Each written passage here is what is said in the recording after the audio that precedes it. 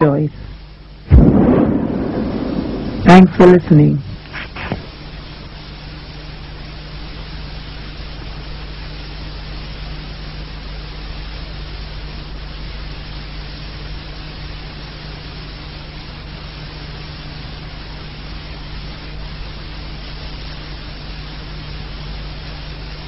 These are the questions you and I have to ask. How did we get this money? OPEC production limits, helping to drive down the price of oil from $20.50 a barrel in the opening days of 1990 to a mere $13.60 a barrel by summer. We didn't come over on the Nita, the Pinta, and the whatchamacallit. We didn't land on Plymouth Rock. Plymouth Rock landed on us. Landed right on top of us. Without crying. Why? You can get all the film and the footage of all the carnage in Los Angeles, but you can show me no footage of any damage in Iraq. And all you show me is some surgical strike. Now, 1 year later, it comes out that these so-called surgical strikes were mixed in.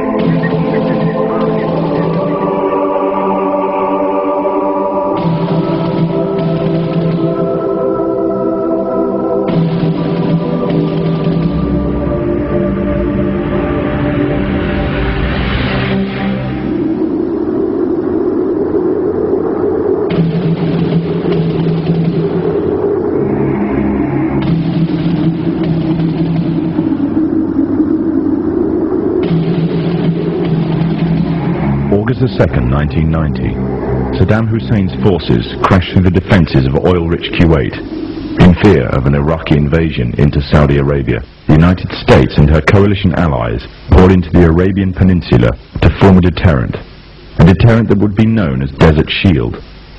The result was a series of diplomatic talks, negotiations and counter-negotiations that rapidly declined into a no-hope situation. On August the 17th, 1991, Desert Shield became Desert Storm.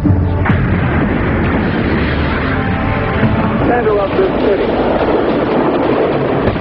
Just one comment. Clearly I've never been there, but it feels like we're in the center of hell. There continue to be these flashes of light often.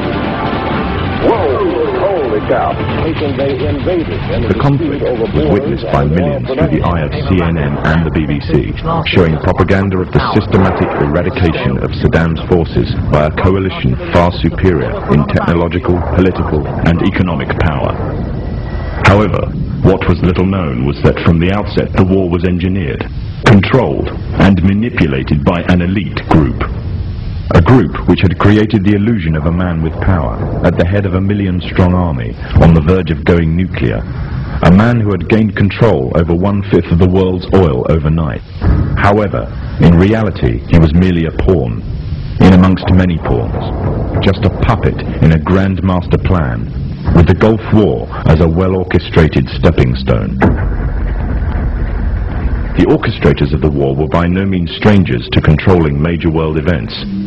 In fact, they have done so for centuries. From the shadows, they have engineered every major war, revolution and recession. They control everything you read, everything you hear and everything you see.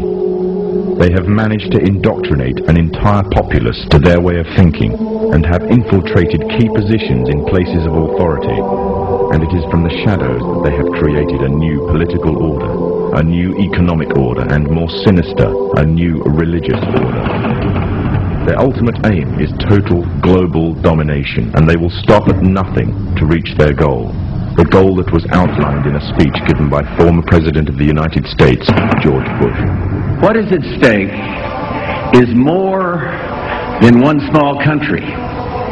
It is a big idea, a new world order.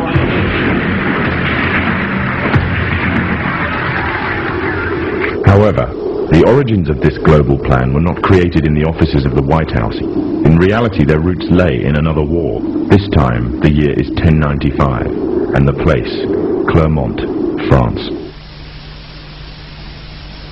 The 11th century Europe was ruled by the Church, which held a firm grip on the hearts and minds of the people. This power enabled Pope Urban II to wage war on the Muslim Caliphate, and crusade in what he called a War of the Cross to recapture the land of Jerusalem.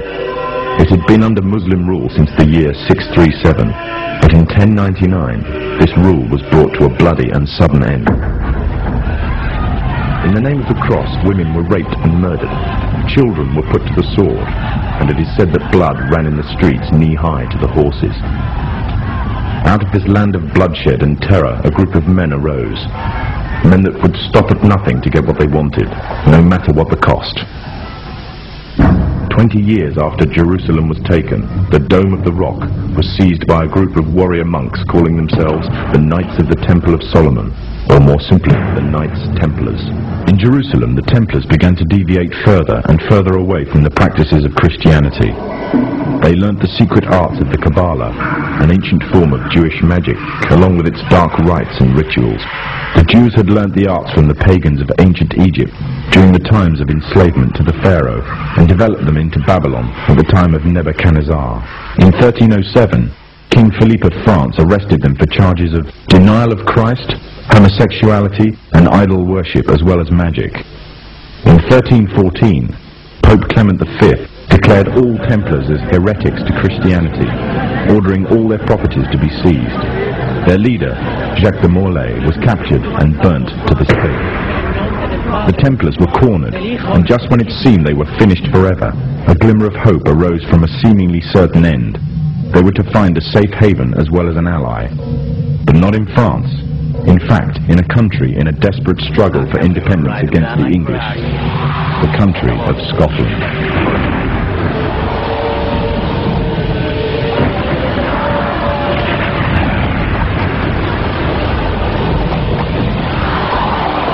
For some, Scotland's hope of independence had died with the death of William Wallace. However, to the King of Scotland, Robert the Bruce, the arrival of the Templars gave him a new secret weapon. Their experience, gained over 200 years of fighting the mighty armies of Islam, had made them expert in combat and warfare, and more than a match for any army brought before them. In 1314, the Templars, allied with Robert the Bruce and his army, took to the fields of Bannockburn in the long-awaited showdown with the English. Robert the Bruce's foresight paid off. The 25,000-strong English army suffered a humiliating defeat at the hands of only 6,500 men. The dream of an independent Scotland had finally been achieved. The Templars had brought themselves back from the brink of destruction, and never again would they allow themselves to be destroyed. This time they would control the country by controlling its kings. And in order to preserve their secret order, the Templars would have to die, or more precisely, the name would have to die.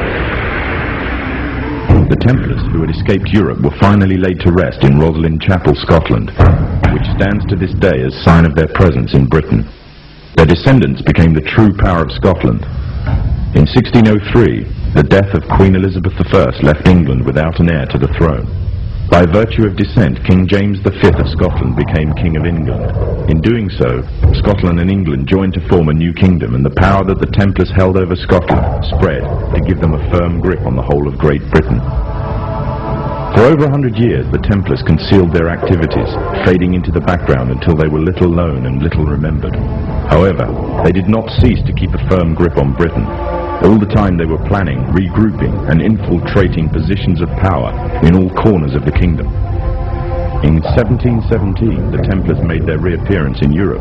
They had grown in both number and strength, and were now ready to coin a new identity, free from their reputation of the past, and given credibility by none other than the monarchy and aristocracy of England. And the name they chose for themselves was a name that will be known by many, but understood by a few. This new name, the Freemasons.